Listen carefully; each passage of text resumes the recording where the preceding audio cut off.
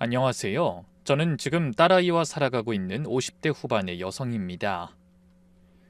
다른 사람들은 이렇게 사연을 보낼 때 자신을 평범하다고 말하던데, 사실 저는 아니에요. 제 인생은 그렇게 평범하지만은 않았거든요. 저는 지금 외곽 동네에서 작은 미용실 하나 운영하고 있어요. 체인점을 낼 정도로 큰 건 아니고요. 그저 식구 먹여 살릴 정도로 그럭저럭 되는 정도였죠. 그런데 그마저도 요즘은 손님이 뜸해서 하루에 파마 한두 분 하면 다행이에요. 그나마 단골이 있기에 다행인 정도고요. 그래도 전 괜찮았어요. 어찌됐건 제 이름으로 된 가게도 있고 무엇보다 제 딸이 정말 건강하고 잘 자라줬거든요. 근데 말이에요. 살다 보면 정말 하늘이 무너지는 일들이 있잖아요. 특히나 가장 믿었던 가족을 믿지 못하게 됐을 때, 그리고 그 가족에게 무슨 일이 생겼을 때 제 삶이 무너지는 것 같더라고요. 이런 경험들 다들 한 번쯤은 갖고 계실 거라 믿어요. 오늘 제가 들려드릴 이야기는 앞서 말씀드렸다시피 제 딸에 관한 이야기예요. 아직도 그 일 생각하면 잠이 안 와요.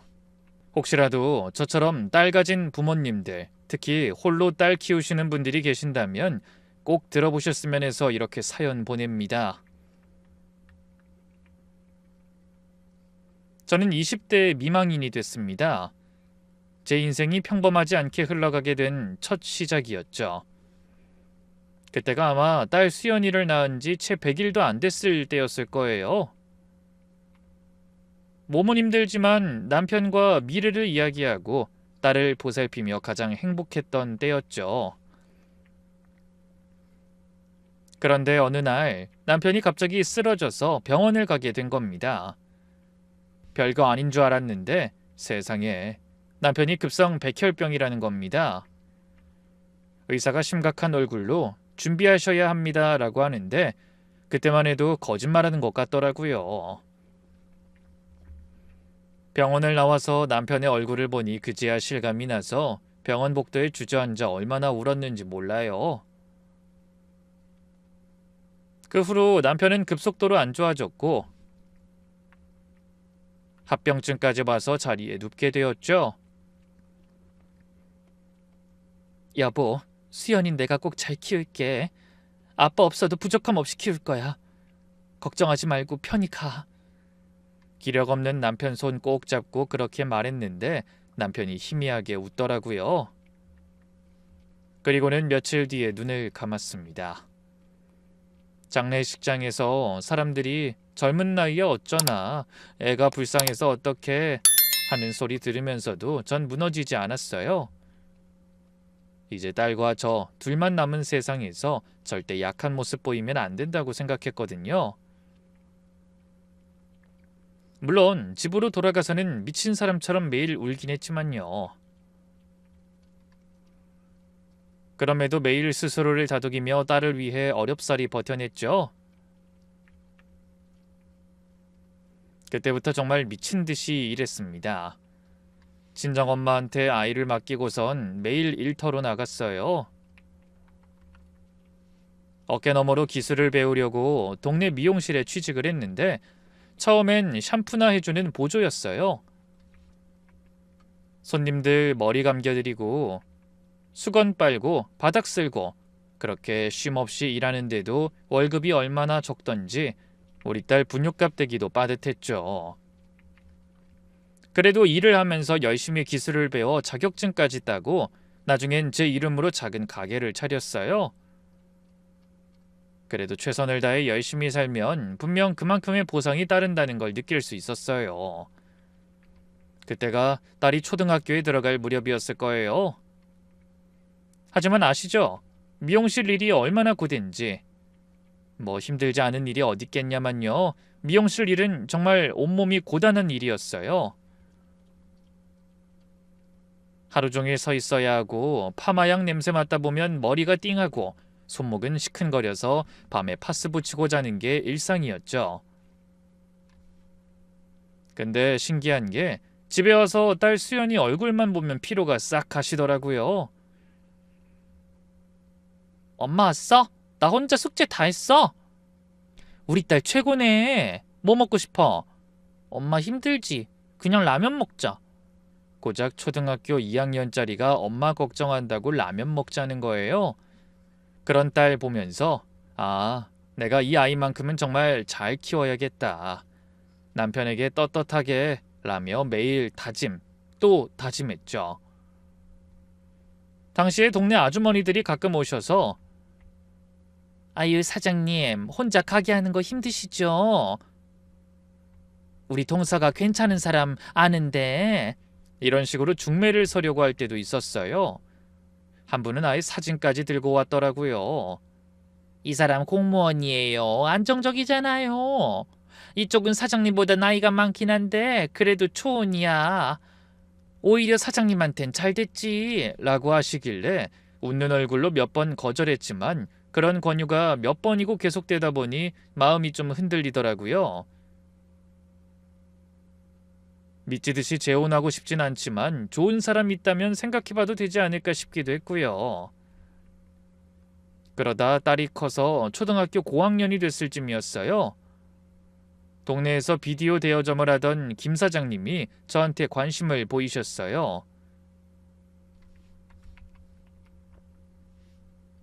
키도 크고 인상도 좋으신 분이었어요. 가게가 근처라서 금방 친해졌는데 수연이 학교 데려다주러 갈 때마다 인사하시고 가끔 딸한테 학용품도 사주시고 그러셨어요. 어느 날 수연이가 물어보더라고요. 엄마, 비디오방 아저씨는 왜 맨날 우리한테 잘해줘? 그냥 착한 아저씨라서 그런가 봐. 근데 다른 집 애들한테는 안 그러던데? 그래? 그럼 우리 수연이가 예뻐서 그런가? 아저씨한테 인사 잘해. 저도 어느 정도 눈치를 채고 있었는데 애도 눈치를 챈 것 같더라고요. 아이들도 참 눈치가 빠른 것 같아요. 그때쯤 김 사장님이 본격적으로 저에게 대시하기 시작했어요. 미용실에 커피 들고 오거나 점심을 같이 먹자고 하면서 관심을 표현하더라고요. 처음엔 부담스러웠는데 그분이 참 성실하고 다정하셔서 조금씩 마음이 열렸던 것도 사실이에요. 그렇게 마음이 가던 도중 하루는 수연이한테 넌지시 물어봤죠. 수연아, 비디오방 아저씨 어때? 착하시지? 응, 좋아. 근데 왜? 그냥 아저씨가 우리랑 같이 살면 어떨까 싶어서. 같이 살자고? 그건 싫은데. 난 엄마랑 둘이 사는 게 더 좋아. 우리 집에 다른 사람 들어오는 건 싫어. 불편할 것 같아. 고작 갓 10살이 넘긴 아이가 뭘 안다고 그런 말을 했을까요? 생각해보면 그냥 아이니까 둘이 익숙하니까 별 의도 없이 한 말이겠죠? 근데 저는 그 말이 계속 가슴에 박히더라고요. 그런 고민을 갖고 있던 중 김 사장님이 정식으로 고백하셨어요. 비디오방 문 닫고 저녁 먹자고 하시더니 식당에서 진지하게 말씀하시더라고요. 미영씨, 사실 저 정말 미영씨 좋아합니다. 수연이도 제 딸처럼 키우고 싶어요. 저랑 가정을 꾸려주실 수 없을까요? 김 사장님, 마음은 감사한데요. 사장님도 자녀분들이 계시잖아요. 네, 맞아요. 아들 둘이 있죠. 하지만 전처가 작은 아이 키우고 있고 제가 큰 아이 키우고 있어요. 이제 제법 커서 손도 많이 안 가고요. 저도 애를 키워본 사람이잖아요. 수연이도 제 자식처럼 똑같이, 아니, 더 사랑할 수 있습니다. 똑같이 사랑한다. 그게 가능할까요? 제가 계속 망설이자 김 사장님이 더 적극적으로 나오셨어요. 제가 수연이 대학까지 다 책임지겠습니다. 미영 씨도 이제 혼자 고생 그만하시고. 아니에요, 김 사장님.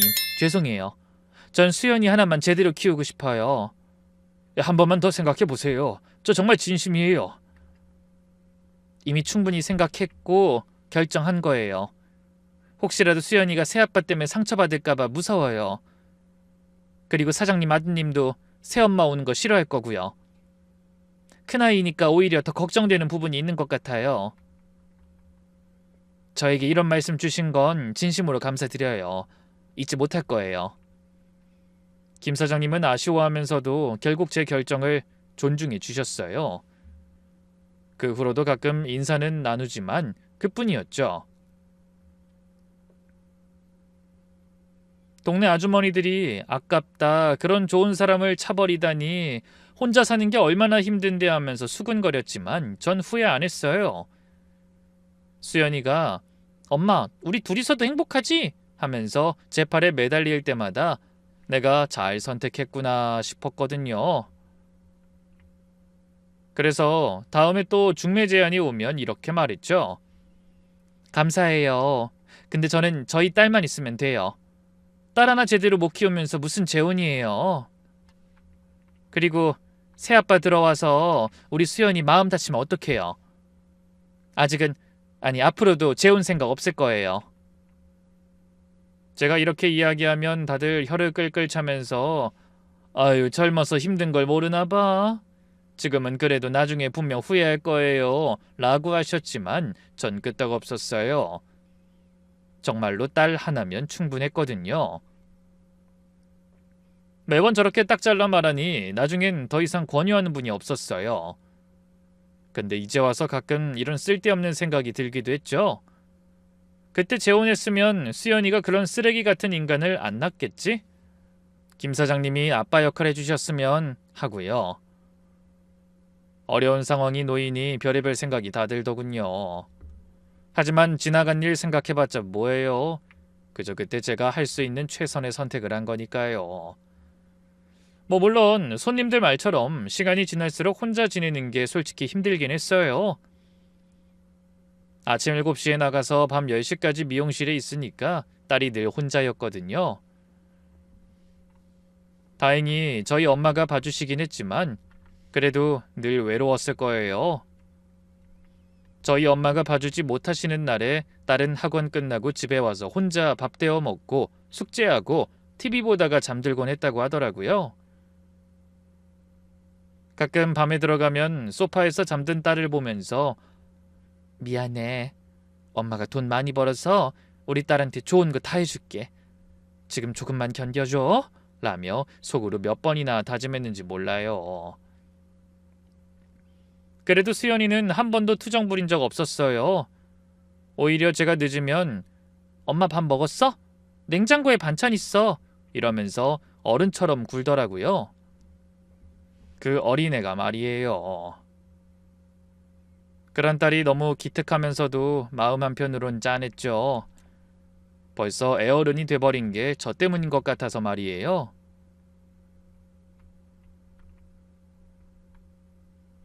아이는 아이처럼 굴어도 될 텐데. 제 딸이어서 그런 게 아니라 수연이는 정말 모범생이었어요.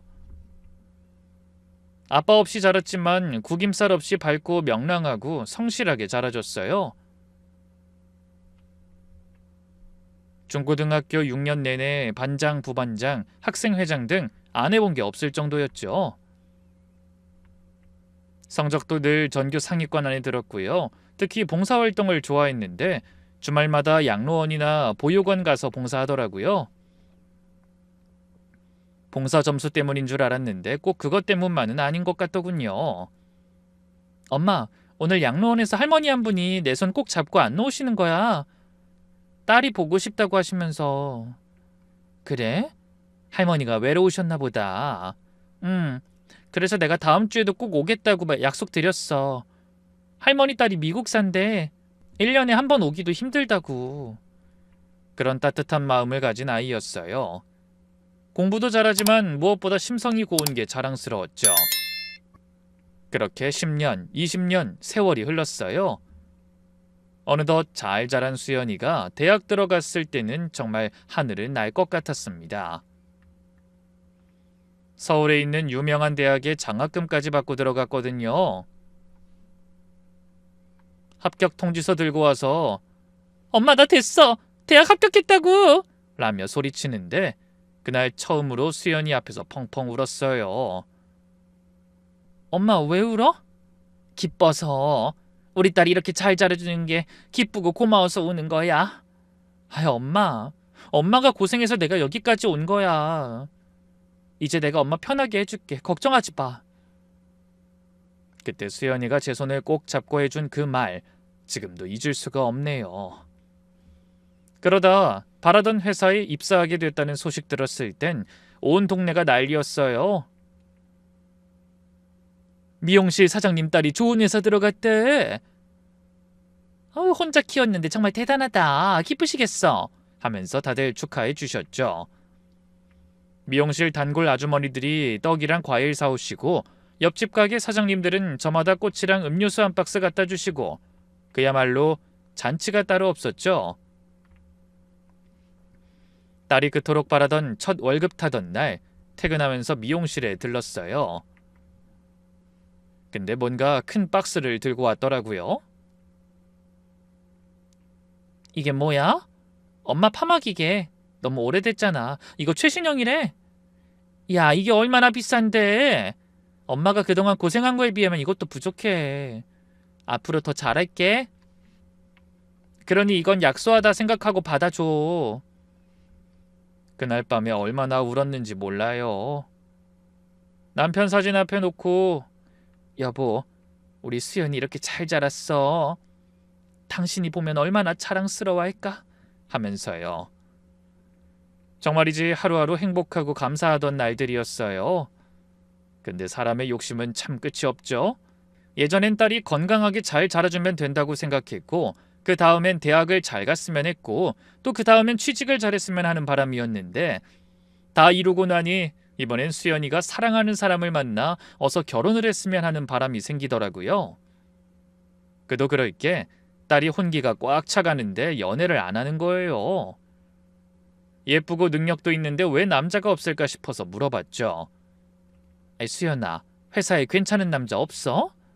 있긴 한데 관심 없어. 왜? 눈이 너무 높은 거 아니야? 엄마, 난 일이 재밌어. 연애하면 일에 집중 못하잖아. 일부러 안 만나는 거니까 너무 걱정하지 마요. 때 되면 자연스럽게 좋은 사람 만날 수 있을 거야. 내가 아직 어려서 그런지 좋은 사람이 알아서 자연스럽게 찾아와 줄 거라고 믿는 것 같더라고요. 그럼 좋은데 사실 인생이 그렇게 말처럼 쉽게 흘러가지 않잖아요. 그렇게 내심 불안한 마음을 갖고 있었는데 어느 날 갑자기 엄마, 나 좋아하는 사람 생겼어. 하더라고요. 얼마나 놀랐는지 몰라요. 얼마 전만 해도 절대 연애 안 할 것처럼 굴던 애가. 정말? 어떤 사람인데? 회사 사람이야? 아니, 등산 동호회에서 만났어. 다른 회사 다니는데 되게 재밌고 매력 있어. 분명 엄마도 좋아할 거야. 그래? 아이, 잘 됐네. 언제 한번 데려와. 엄마가 식사 대접할게. 아이, 엄마는 수연 네가 좋다면 다 좋지. 처음엔 그저 기뻤어요. 딸이 드디어 사랑하는 사람이 생겼다니. 근데 그 남자 만나고 나서 생각할수록 화가 나네요. 몇 달 후 주말에 수연이가 그 남자를 집에 데려왔어요. 사실 처음 볼 때부터 영 마음에 안 들었습니다. 나이에 비해 얼굴은 동안이긴 했어요. 근데 그것 빼곤 전부 마음에 들지 않더라고요. 무엇보다 눈빛이 좀 뭐랄까 불안정하다고 해야 하나? 계산적으로 보인다고 해야 하나? 사실 그런 느낌 드는 사람을 본 적이 거의 없는데 말이죠. 어머니 처음 뵙겠습니다. 박진우라고 합니다. 아, 네, 어서 오세요. 수윤이한테 얘기 많이 들었어요. 만나서 반가워요. 수연 씨가 어머니 자랑을 얼마나 하던지 꼭 한번 뵙고 싶었습니다. 저희가 만난 지 오래되진 않았지만 정말 좋은 사람이라는 건 확신하고 있었거든요. 혼자서 수연 씨 이렇게 훌륭하게 키우셨다니 정말 대단하세요. 처음부터 아부가 심했어요. 근데 말할 때 제 눈을 제대로 안 보더라고요. 저를 보는 것 같지만 자세히 보면 시선이 여기저기 돌아다니는 느낌이랄까? 주변을 많이 살피는 것 같았어요. 그리고 이상한 건 그뿐만이 아니었어요. 진우 씨는 무슨 일 하세요? 수연이 말론 회사 다닌다던데? 엄마, 내가 말할게. 사실 진우 씨는 제가 말씀드릴게요. 전 투자 쪽 일을 하고 있습니다. 주로 주식이랑 코인 쪽이요. 아, 그럼 회사는 안 다니시고요? 아, 네. 저는 자유롭게 일하는 걸 좋아해서요. 회사 다니면 시간에 묶이잖아요. 딸한테 들은 것과 다르더라고요. 딸을 쳐다보니 멋쩍게 웃으며 이렇게 말하더군요. 엄마 미안해. 엄마가 안 좋게 생각할까봐 내가 그냥 둘러댄 거야. 그렇다면 사실은 무직이라는 거잖아요. 그것도 주식이랑 코인? 아니, 도박이랑 뭐가 다른가요? 제 눈엔 너무 위험하게만 보였는데 그 사람은 오히려 본인 일을 자랑스러워 하더라고요. 밥 먹으면서도 계속 불편해했어요. 한번 마음에 들지 않으니까 다른 부분도 안 좋게 보이기 시작했죠. 제가 수연이랑 뭔가 말하려고 하면 자꾸 끼어들어서 자기 얘기만 하고 또 은근히 고압적인 태도로 이야기하더라고요.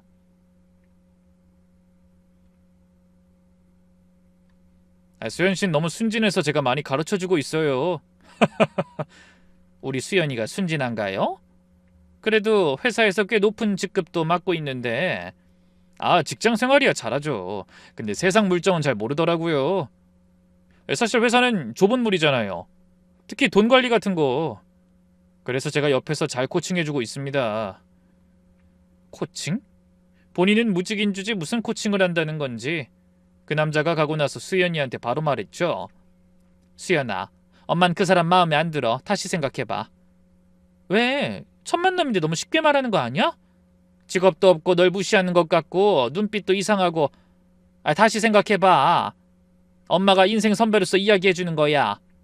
엄마, 겨우 2시간 만나고 사람을 판단해? 그리고 투자도 엄연한 직업이야. 그럼 너 왜 처음에 엄마 속였어? 회사 다니는 거라고 말한 건 네 생각에도 직업이 불투명해서 둘러댄 거 아니야? 엄마가 이럴까봐 말 못한 거야. 이렇게 부정적으로 생각할까봐. 수연이가 그렇게 화낸 건 태어나서 처음이었어요. 엄마는 내 행복을 바라지 않는구나. 엄마 혼자 살았다고 나도 혼자 살라는 거야? 엄마도 결국 다른 부모들이랑 똑같네. 그 말이 비수처럼 가슴에 꽂혔어요. 문을 쾅 닫고 나가는 수연이 뒷모습 보면서 내가 너무했나? 아휴, 이제 수연이도 성인인데 처음 데려온 남자한테 너무 심하게 대했나? 섣불리 반대하지 말걸 이라며 자책했죠. 한편으론 제 마음을 몰라주는 아이한테 서운하기도 했고요. 며칠 동안 수연이한테서 연락이 없었어요. 그래서 제가 먼저 문자를 보냈죠. 수연아, 미안해. 엄마가 너무했다. 그래도 답이 없더라고요. 저도 인간인지라 섭섭한 마음이 드는 건 어쩔 수 없더군요. 그러다 일주일쯤 지나서 그 남자가 미용실로 찾아왔어요. 평일 오후 손님도 없는 한가한 시간이었죠.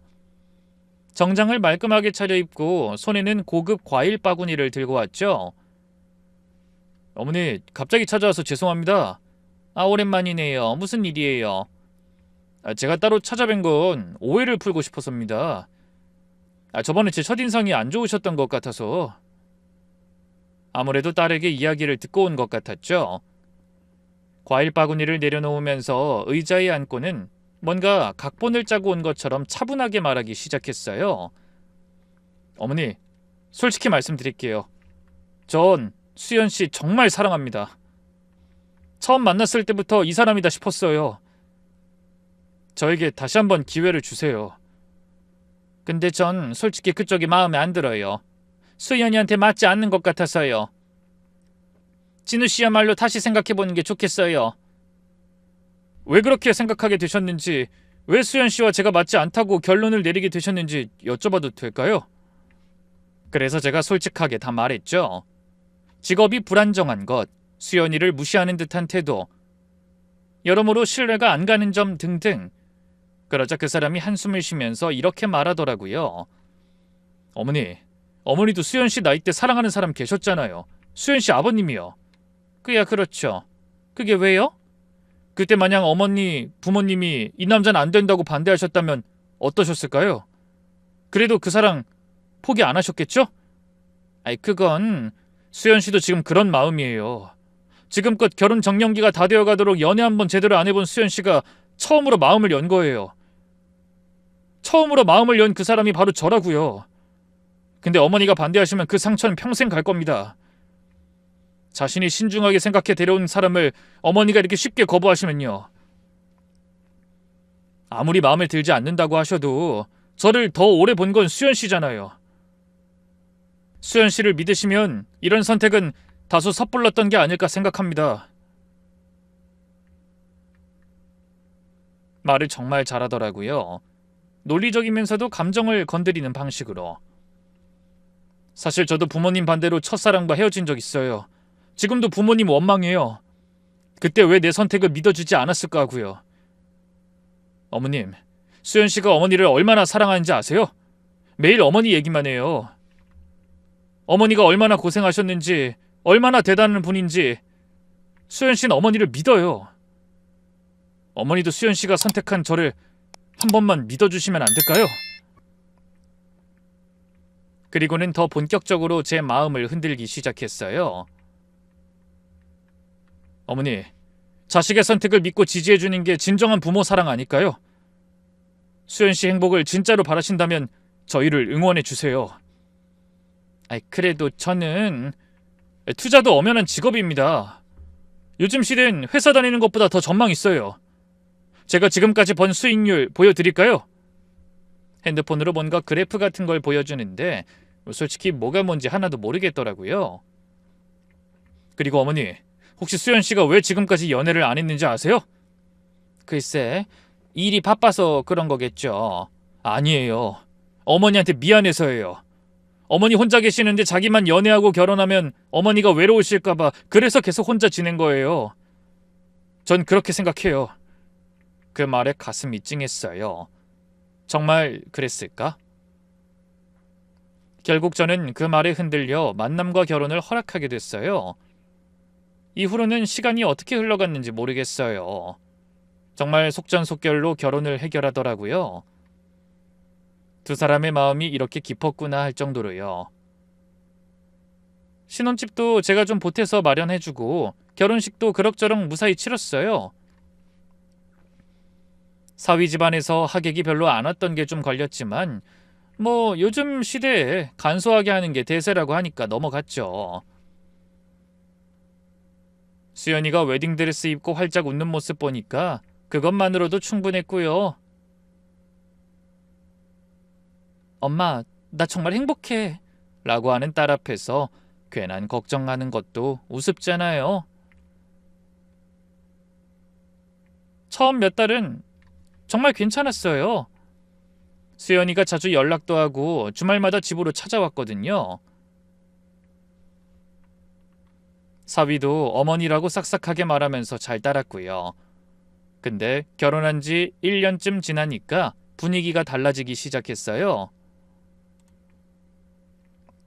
수연아, 요즘 왜 이렇게 얼굴이 안 좋아? 아, 요즘 회사 일이 많아서 좀 피곤해. 밥은 제대로 먹고 다니니? 응, 먹고 있어. 너무 걱정하지 마. 대답은 그렇게 하는데 표정이 영 아니더라고요. 예전처럼 깨르르 웃지도 않고 뭔가 항상 조심스러워하는 느낌?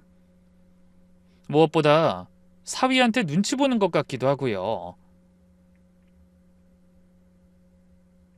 한 번은 수연이가 저한테 뭐 얘기하려다가 사위가 여보, 우리 가야지 하니까 바로 입 다물고 일어나더라고요. 그때부터 뭔가 이상하다 싶었죠. 연락도 점점 뜸해지기 시작했어요. 전에는 나흘에 한두 번은 꼭 안부 전화 왔는데 이제는 제가 전화해도 바빠서 피곤해서 하면서 짧게 끊어버리고 명절에도 시댁에 오래 있어야 한다면서 못 오고 제 생일에도 그냥 문자로 때우고 말이에요. 딸, 엄마 생일인데 얼굴이라도 보자. 미안, 오늘 남편이랑 약속 있어서. 무슨 약속? 그냥 중요한 일이 있대. 다음에 꼭 갈게. 항상 그 다음이란 게 언제인지도 모르겠더라고요. 가끔 수연이 회사 근처 지나가다가 점심이라도 같이 먹으려고 연락하면 오늘은 좀 그래 하면서 피하기만 했고요. 딸이 원래 그런 애가 아닌데 말이죠. 더 이상한 건 수연이가 임신했다가 유산했다는 소식을 한참 뒤에 들었다는 거예요. 오랜만에 집에 온 딸과 핸드폰 앨범 사진을 구경하다 임신 테스트기 사진을 발견했거든요. 알고 보니 한 달 전에 유산했는데 저한테는 한마디도 안 했던 겁니다. 아이 수연아, 왜 엄마한테 말 안 했어? 엄마 걱정시키기 싫어서. 아이 그래도 엄마잖아. 뭐가 걱정이야? 몸은 괜찮아? 응, 괜찮아. 그냥 아직은 때가 아닌가 봐. 그렇게 말하는 수연이 목소리가 너무 지쳐 있어서 가슴이 찢어지는 것 같았어요. 며칠이라도 자고 가라고 했는데 괜찮아. 집에서 진우 씨가 기다려. 라고 하며 결국 걸음을 돌리더라고요. 그날 밤 잠을 한숨도 못 잤어요. 수연이가 왜 나한테 그런 큰 일을 숨기는 건지, 도대체 그 집에서 무슨 일이 벌어지고 있는 건지 말이에요. 수연이 얼굴에 처음 멍을 발견한 건 결혼 2년차 여름이었어요. 오랜만에 만나자고 미용실 근처 카페로 불렀거든요. 근데 화장을 진하게 했는데도 아이 눈 밑에 시퍼런 자국이 보이더라고요. 수연아, 이게 뭐야? 너 눈 밑에... 아, 이거 화장품 알레르기 생겨서 그래. 병원 다니고 있어. 알레르기가 왜 멍처럼 생겨? 요즘 피부가 예민해져서. 괜찮아, 엄마. 뭔가 더 물어보려는데 수연이가 재빨리 화제를 돌리더라고요. 엄마, 미용실은 잘 되고 있어? 단골 아줌마들은 잘 지내시고? 평소와 다르게 말이 많아진 게 오히려 더 수상했어요. 그 다음 달에는 팔목에 손가락 자국 같은 멍이 있었고, 또 그 다음엔 목에 빨간 자국이 있었어요. 매번 다른 핑계를 대긴 했지만 저도 바보는 아니잖아요. 그래서 한 번은 대놓고 물었죠. 수연아, 혹시 남편이랑 싸웠어? 무슨 소리야? 우리 잘 지내고 있어. 그럼 이 멍들은 다 뭐야? 솔직하게 말해. 엄마, 진짜 별거 아니야. 내가 덜렁대서 자꾸 부딪히는 거야. 그러면서 억지로 웃는데 그게 더 가슴 아프더라고요. 사위는 집에 잘 안 들어온다면서요. 투자 미팅이니 사업 준비니 하면서 밖으로만 돌고 수연인 회사 다녀와서 혼자 집안일까지 다 하는 것 같더라고요. 한 번은 제가 반찬 가져다 주려고 갔는데 수연이 혼자 감기 걸려서 끙끙 앓고 있는데도 사위는 어디 갔는지 보이지도 않았어요. 진우는 어디 갔어? 출장 갔어. 중요한 미팅 있대. 아픈데 혼자 두고 갔어? 괜찮아. 나 혼자 있는 게 편해. 그때 수연이 핸드폰에 문자 오는 소리가 났는데 딸이 깜짝 놀라면서 재빨리 핸드폰을 뒤집어 놓더라고요. 표정이 확 굳어지는 게 뭔가 무서운 내용인가 싶어서 물어봤는데 아무것도 아니야 하면서 화장실로 도망가듯 들어갔어요. 그러다 우연히 수연이 전화통화를 엿들은 적 있어요. 무슨 내용인지 정확히는 모르겠는데 전화 받는 뉘앙스만 봐서는 수연이가 무슨 실수를 한 것 같더라고요. 자기가 요즘 회사에서 실수가 잦고 집중을 못한다며 죄송하다고까지 하더라고요. 그 말을 들으니 저도 걱정이 돼서 수연이한테 조심스럽게 물어봤죠. 회사 생활은 괜찮아? 힘든 일 있으면 엄마한테 말해. 그랬더니 딸이 갑자기 저에게 버럭 화를 내는 거예요. 엄마는 왜 자꾸 참견해?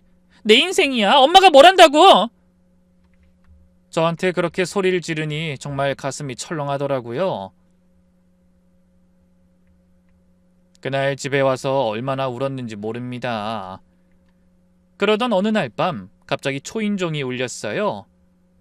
밤 11시가 넘은 시간이라 누군가 싶었는데 문 열어보니 딸이 서 있더라고요. 비를 맞았는지 온몸이 흠뻑 젖어 있었고 맨발에 슬리퍼만 신고 있었어요. 수연아, 이게 무슨 일이야? 들어와, 어서 들어와. 딸은 아무 말 없이 거실 소파에 앉더니 멍하니 허공만 바라봤어요. 1시간 동안 그렇게 있다가 갑자기 눈물을 뚝뚝 흘리기 시작했죠. 엄마. 응, 엄마 여기 있어. 무슨 일이야? 나 잘못 살고 있는 것 같아. 이건 아닌 것 같은데. 무슨 소리야? 천천히 말해봐. 근데 더 이상은 말을 안 하고 제 무릎에 머리를 대고 잠들어 버렸어요. 새벽에 수연이 핸드폰이 미친 듯이 울려서 보니까 사위였죠. 제가 전화를 받자마자 지금 어디야? 당장 집에 안 들어와! 라며 소리 지르는 게 여기까지 들릴 정도였어요. 당황한 제가 아무 말도 못하는 사이 잠에서 깬 수연이가 벌떡 일어나 나 가야 돼 하면서 후다닥 나가버렸고요. 그리고는 며칠 후에 또 왔어요. 이번엔 낮이었는데 회사도 안 갔는지 평상복 차림이었죠. 역시 아무 말 없이 들어와서는 제가 해준 밥을 허겁지겁 먹더라고요. 마치 며칠 굶은 사람처럼 말이에요. 수연아, 집에서 밥 안 해 먹어? 이제 말 좀 해줘. 무슨 일 있는 거지? 엄마, 나 괜찮아? 무슨 말이야 그게? 그냥 내가 제대로 살고 있는 건지 모르겠어. 그러더니 또 울기 시작했어요. 한참을 울다가 미안해, 나 정신이 좀 이상한가 봐 하고는 또 가버렸죠. 그런 일이 반복되니까 저도 미칠 것 같았어요. 뭔가 도와주고 싶은데 수연이가 아무것도 말을 안 하니 답답해 죽겠더라고요. 너무 가슴이 아프고 답답해서 혼자 남편 무덤에 갔어요. 여보, 우리 수연이가 이상해. 뭔가 큰일이 있는 것 같은데 나한테 말을 안 해. 아무래도 진우 때문인 것 같은데. 당신이 살아있었으면 당장 찾아가서 사위 녀석 혼쭐을 내줬겠지? 나 혼자선 어떻게 해야 할지 모르겠어. 그렇게 무덤 앞에서 한참을 울었어요. 하늘에서라도 우리 수연이 좀 지켜달라고, 제발 무사하게 해달라고 빌고 또 빌었죠. 그때만 해도 수연이가 겪고 있는 일이 제 상상보다 훨씬 심각하다는 걸 모른 채 말이에요. 몇 달 만에 수연이가 먼저 연락이 왔어요. 엄마, 나 일 있어서 미용실 근처 왔다가 연락했어. 안 그래도 할 말 있으니까 만나자. 목소리가 너무 심각해서 가슴이 철렁했죠. 미용실 문 일찍 닫고 수연이가 말한 카페로 갔는데 수연이 얼굴이 완전히 해골처럼 야위어 있었어요. 수연아, 너 도대체 왜 이렇게 됐어? 몰골이 왜 이래? 엄마, 나 회사 그만뒀어. 뭐? 그 좋은 회사를 왜? 더 발전하는 삶을 살고 싶어서 그만뒀어. 더 열심히 살려고. 새로운 도전이 필요한 시기야. 안주하면 안 되잖아. 마치 누가 써준 대본을 읽는 것처럼 어색했어요. 그래서 뭘 할 건데? 아직 생각 중이야. 생각도 안 하고 회사를 그만뒀다고? 남편이 곧 큰돈 벌 거래. 내가 굳이 회사 다닐 필요 없대. 그 말 듣는 순간 머리가 하얘졌어요. 아니 무슨 남편이 아내가 잘 다니고 있던 회사를 그만두라고 해요. 수연이가 그 회사 들어가려고 얼마나 노력했는데요. 면접 준비하면서 밤새우고 합격 소식 듣고 펑펑 울던 애였는데. 수연아, 정신 차려. 그게 말이 되는 소리야? 엄마는 모르는 일이야. 뭘 몰라? 그래서 뭐 진우 걔가 지금 뭘 해서 돈을 번다는 거야? 투자, 주식이랑 비트코인 같은 거 알잖아. 뭐? 그걸 믿고 회사를 그만둬? 실제로 번 거야 그럼? 수연이는 대답 대신 고개만 숙였어요. 뭔가 더 할 말이 있는 것 같은데 입을 열지 못하는 느낌이었죠. 그때 수연이 핸드폰에 전화가 왔는데 사위 목소리가 들렸어요. 어디야? 왜 말도 없이 나가? 빨리 들어와! 수연이가 벌떡 일어나면서 엄마, 나 가야 돼 했는데 제가 손목을 잡았죠. 수연아, 혹시 무서워서 회사 그만둔 거야? 무슨 소리야? 남편이 협박했어? 때렸어? 아니야, 엄마 왜 이래? 나 진짜 가야 돼. 그렇게 수연이는 제 손을 뿌리치고 나가버렸어요. 근데 나가면서 작은 목소리로 엄마 미안해 하는 게 들렸죠. 그 한마디에 모든 걸 알 것 같았어요. 우리 수연이가 지금 지옥에서 살고 있다는 걸. 도저히 안 되겠다 싶어서 사위를 따로 만나기로 했어요. 수연이한텐 비밀로 하고 사위를 집 근처 커피숍으로 불렀죠. 장모님, 무슨 일이세요? 하면서 나타난 사위는 여전히 번지르르 했어요. 비싼 옷에 명품 시계까지 차고 있더라고요. 수연이가 회사 그만뒀다고 들었어. 정말이니? 아, 네. 제가 그만두라고 했어요. 왜? 수연이가 요즘 몸이 안 좋아서요. 좀 쉬라고 했죠. 거짓말하는 게 뻔히 보였어요. 그럼 생활비는 어떻게 하고? 제가 투자하는 게 잘 돼서 걱정 안 하셔도 돼요. 구체적으로 뭘 하는데? 그건 설명드려도 어머니가 이해하기 어려우실 거예요. 그러면서 갑자기 태도가 바뀌더니 어머니, 그 수연이 걱정은 저한테 맡기세요. 제가 남편이잖아요. 장모님이 너무 참견하시면 수연이가 힘들어해요. 라고 하는 거예요. 참견이라니? 내 딸이 이상한데 걱정하는 게 참견이야? 이상한 게 아니라 어머니가 모르시는 거예요. 저희 부부는 잘 지내고 있어요. 그럼 수연이 얼굴에 멍은 왜 있고 왜 그렇게 야위었어? 그게 잘 지내는 거야? 수연이가 원래 약해요. 제가 보살피고 있습니다. 뻔뻔하게 거짓말하는 모습에 화가 치밀어 올랐지만 참았어요. 여기서 싸워봤자 수연이만 더 힘들어질 테니까. 우리 딸 불행하게 만들면 가만 안 둘 거야. 걱정 마세요. 제가 책임질게요. 그 책임이란 게 뭔지 그땐 몰랐죠. 집에 오는 길에 불안해서 수연이한테 전화했는데 안 받더라고요. 문자 보냈더니 나중에 연락할게라는 답만 왔고 그 나중은 오지 않았어요. 그 이후로 수연이와 연락이 완전히 끊겼어요. 전화해도 안 받고 문자도 읽지 않고 카톡은 아예 차단된 것 같았어요. 집에 찾아가면 늘 집에 없다고 하고 사위만 가끔 나와서 수연님 바빠요. 나갔어요. 그런 말만 반복했죠. 미용실 일도 손에 안 잡혔어요. 손님 머리하다가도 자꾸 실수하고 파마약 시간 재다가도 멍하니 있고 손님들이 사장님 무슨 걱정 있으세요? 하고 물어볼 정도였죠. 딸이 좀 요즘 연락이 안 돼서요. 아이고 결혼하면 다 그래요. 남편 눈치 보느라 친정은 뒷전이 되죠. 그런가요? 하지만 이건 그런 게 아니었어요. 뭔가 심각한 일이 벌어지고 있는데 제가 아무것도 할 수 없다는 게 미칠 것 같았죠. 어느 날은 수연이 회사에 전화해봤어요. 혹시 복직했나 싶어서. 근데 인사팀에서 하는 말이 김수연 과장님은 몇 달 전에 퇴사하셨는데요 라고 하더라고요. 정말 회사를 그만둔 거였어요. 급한 마음에 경찰에 실종신고라도 하려고 했는데 성인이고 남편이 연락이 되니 수색은 어려울 수 있다고 하더라고요. 아예 연락 두절된 것도 아니고 남편이 잘 있다고 대답했으니 상황이 복잡하다고만 하더라고요. 그럼 대체 어떻게 해야 하는 거냐고 물어도 뾰족한 답이 없었어요. 그래서 저는 매일 수연이네 집 앞에 가서 기다려봤어요. 근데 한 번도 못 보겠더라고요. 혹시 이사 간 건가 싶어서 경비 아저씨한테 물어봤더니 아직 살고 있어요. 근데 요즘 관리비가 밀렸다고 하던데. 그 말에 가슴이 덜컥 내려앉았죠.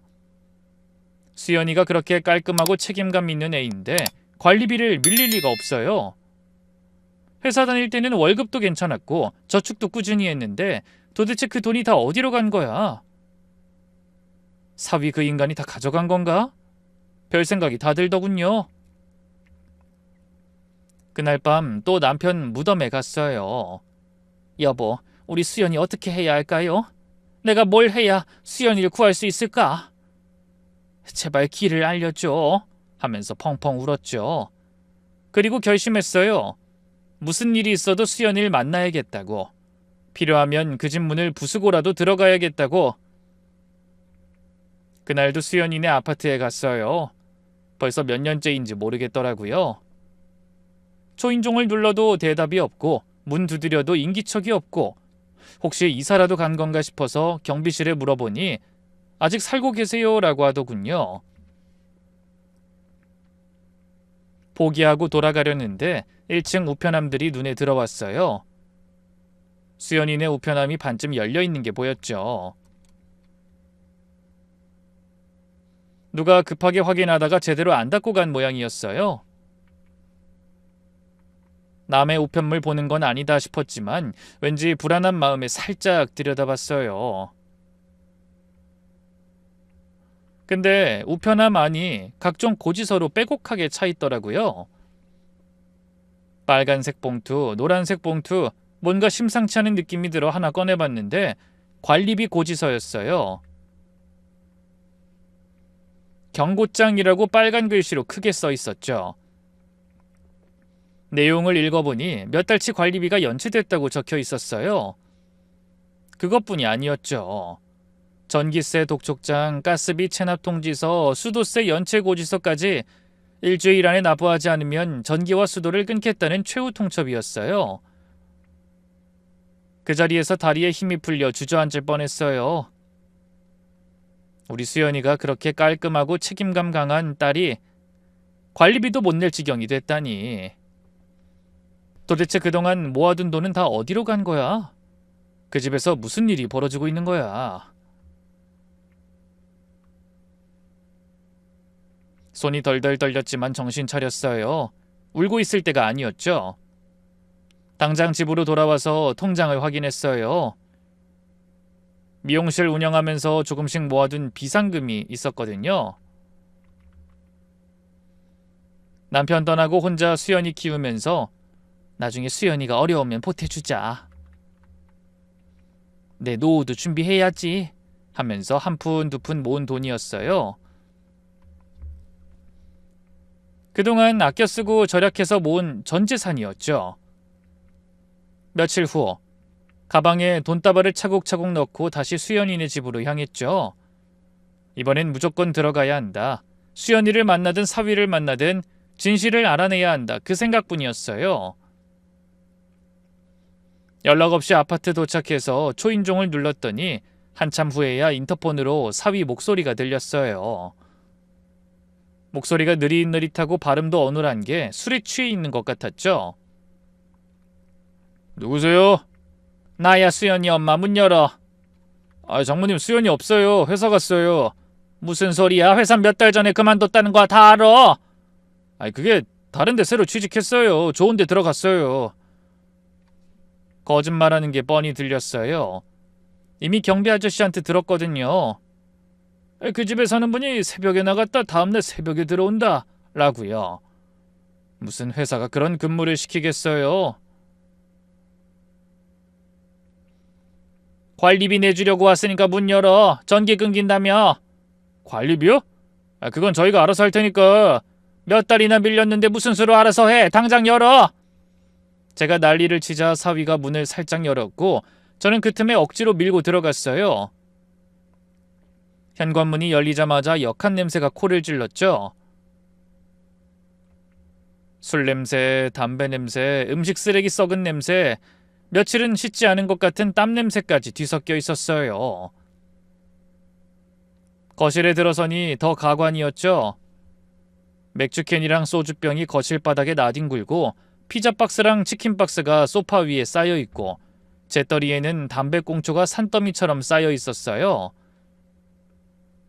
싱크대에는 며칠은 된 것 같은 그릇들이 곰팡이 피어가며 쌓여 있고.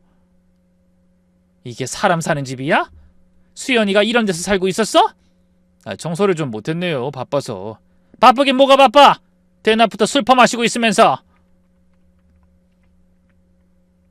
사위는 완전히 술에 쩔어 있었어요. 눈은 충혈되고 수염은 며칠째 안 깎은 것 같고 옷도 다 구겨져 있고 컴퓨터 앞에는 여러 개의 모니터가 켜져 있었는데 이상한 숫자들로 가득 찬 화면이었어요. 수연이 어딨어? 당장 불러! 진짜 없다니까요. 일하러 갔어요. 무슨 일? 어디서 일하는데? 제가 안방문을 열려고 하니까 사위가 황급히 막아섰어요. 거긴 왜 들어가려고 하세요? 내 딸 찾는데 왜? 뭐 숨긴 거 있어? 사위를 밀치고 문을 확 열었는데 안방도 엉망진창이었어요. 딸 어디 숨겼어? 무슨 짓 한 거야? 수연이 어디 있는지 당장 말해! 제가 노발대발하면서 소리치니까 사위가 드디어 실토했어요. 근데 그 입에서 나온 말이 너무나 충격적이었죠. 아이, 장모님 정말 답답하시네. 아, 그래요. 수연이 지금 편의점에서 일하고 있어요. 뭐? 편의점? 낮엔 편의점, 저녁엔 호프집에서 일해요. 뭐? 하루에 2군데에서 일한다고? 왜? 대기업 다니던 애가 왜 거기서 일을 해? 사위가 뻔뻔하게 대답했어요. 제 투자금 마련하려고요. 곧 대박날 종목이 있는데 당장 자금이 부족해서. 이런 사정 말하니까 수연이가 알아서 일하겠다고 한 거예요. 미친놈, 네가 시킨 거잖아. 아니에요. 수연이가 자발적으로. 자발적으로? 네가 세뇌시킨 거지? 그때 사위가 더 충격적인 말을 했어요. 투자로 돈 벌려면 종잣돈이 있어야 하는데 월급날까지 기다릴 수가 없잖아요. 그때그때 상황에 대비해야 하기도 하고요. 편의점이랑 치킨집은 주급으로 바로바로 받을 수 있거든요. 일주일에 한 번씩 현금으로. 그 돈으로 제가 투자해서 몇 배로 불려주려고요. 그 돈 그래서 벌었어? 벌었냐고? 아직은 없지만 곧 회복될 거예요. 제가 공부한 게 있어요. 이 인간이 완전히 정신이 나갔구나 싶었어요. 근데 더 무서운 건 수연이도 이미 완전히 세뇌당했다는 거였어요. 제가 사위 핸드폰을 억지로 뺏어서 켰어요.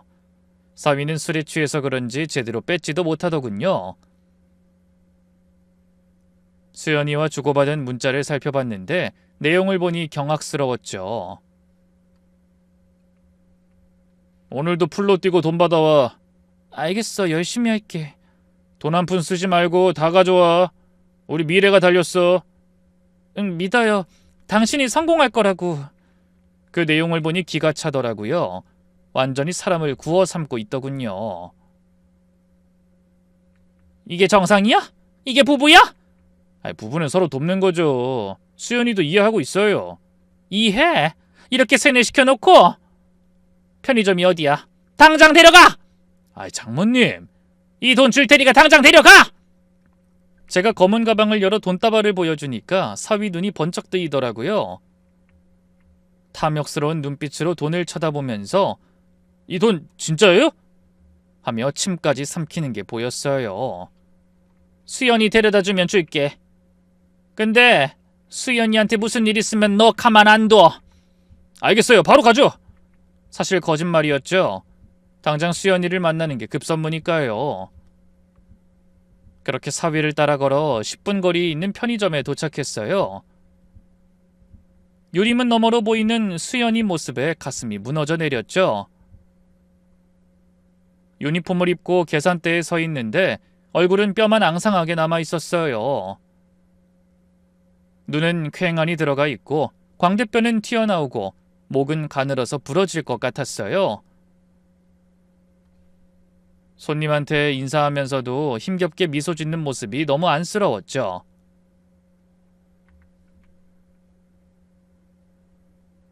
수연아! 제가 들어가자 수연이가 깜짝 놀란 표정을 지었어요.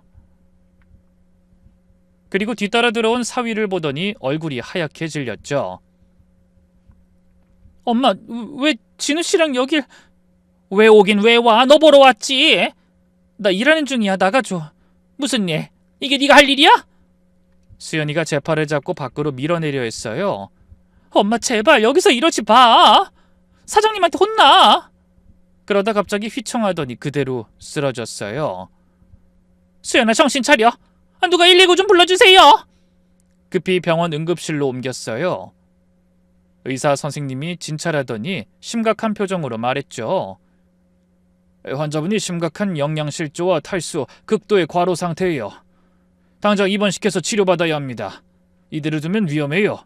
장기 손상까지 올 수 있어요.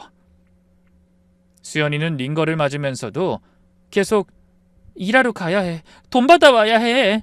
라고 하면서 일어나려고 했어요.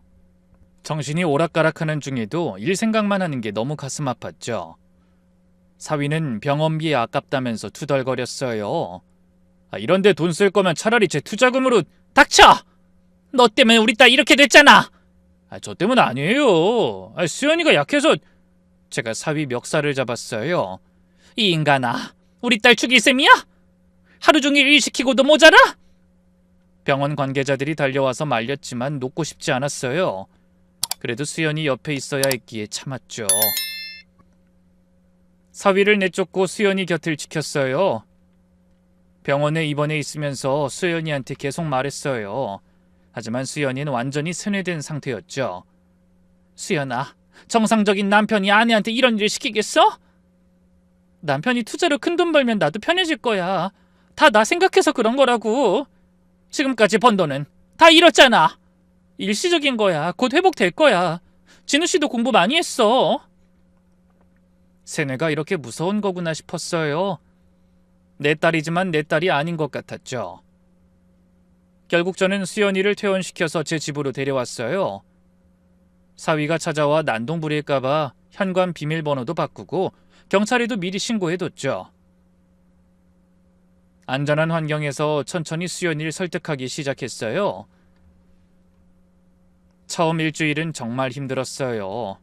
수연이는 계속 집에 가야 해, 남편이 기다려, 일하러 가야 해, 그 말만 반복했죠.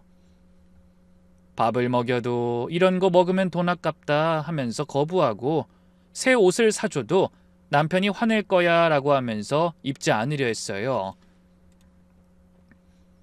사위는 하루에도 수십 통씩 전화하고 문자를 보냈죠. 당장 집에 안 오면 이혼이야. 너 없으면 나 죽을 거야. 장모 때문에 우리 사이가 틀어졌어. 마지막 기회야. 지금 오면 용서해 줄게. 그런 협박과 회유가 반복됐죠. 수연인 전화 올 때마다 불안해하면서 받으려고 했어요. 제가 핸드폰을 압수하니까 엄마가 왜 내 인생에 참견해? 하면서 화를 냈죠. 그때 제가 준비한 것들을 하나씩 보여줬어요. 먼저 가정폭력 상담센터에서 받은 자료들을 읽어줬죠. 가정폭력 가해자들의 특징. 첫째, 피해자를 고립시킨다. 둘째, 경제적으로 착취한다. 셋째, 피해자의 자존감을 파괴한다. 넷째, 모든 게 피해자 잘못이라고 믿게 만든다. 그건 우리 얘기 아니야. 수연아, 정확히 네 얘기야. 가족과 친구들 연락도 다 끊고 회사도 그만두고 돈도 다 빼앗기고 네 모습을 한번 봐봐. 그 다음은 병원 진단서와 사진들을 보여줬어요. 멍들었던 사진과 영양실조 진단서 등을요. 이게 정상이니? 사랑하는 사람이 이렇게 만들어? 내가 약해서 그런 거야. 아니야, 네가 약한 게 아니야. 그 인간이 괴물인 거야. 제 정성이 효과를 보인 건지 2주째부터 조금씩 변화가 보이기 시작했어요. 수연이가 처음으로 제 이야기에 눈물을 보인 거예요. 엄마, 나도 그런 건가? 내가 정말 가정폭력을 당한 건가? 그래, 네 잘못 아니야. 넌 잘못한 거 없고 전부 그 인간이 계획한 거야. 수연이가 펑펑 울었어요. 정말 서럽게, 한이 맺힌 것처럼. 그동안 참았던 게 다 터져 나온 것 같았죠. 엄마, 나 정말 바보였어. 어떻게 그런 인간을 믿었을까? 네가 바보가 아니야. 그 나쁜 인간이 널 이용한 거야. 이제 어떻게 해? 난 이제 끝난 거 아니야? 아니야, 이제 시작이야. 이혼하고 새 출발하자. 그렇게 2주일 후 사위가 미용실로 찾아왔어요.